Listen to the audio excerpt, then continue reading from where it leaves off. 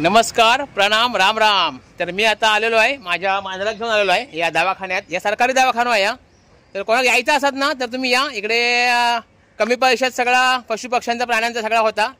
चौपदीकरण रस्तो आहे ना, आणि इकडे मेडिकल कॉलेज आहे। जेव्हा पहिला कोविड होता ना तिकडे आहे या उद्यमनगर ना रे, उद्यमनगरच्या इकडे आहे या।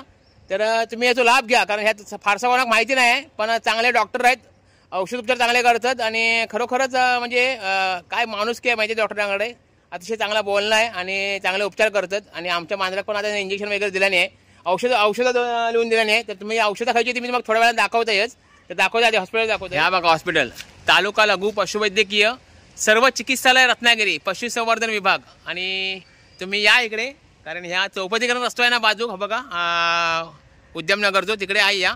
इकडे काहीतरी मेडिकल कॉलेज आहे, आणि मेडिकल कॉलेज म्हणजे पहिला कोविड सेंटर होता ना तिकडे आहे या। असं या हॉस्पिटल आहे, आणि खरोखरच एक माणुसकी म्हणू लागत, कारण पशुसंवर्धन खरोखरच चांगल्या प्रकारे काम करतात हे डॉक्टर लोक। आणि आपल्या मांजराक सुद्धा आहे बघा, मी आणलं होतं म्हणजे 4 मांजरं होती, आजारी पडली होती। ह्या एक मांजर राहिला आहे आणि त्याच्या इंजेक्शन वगैरे दिल्याने, थोडंसं औषधं लावून दिल्याने आहे।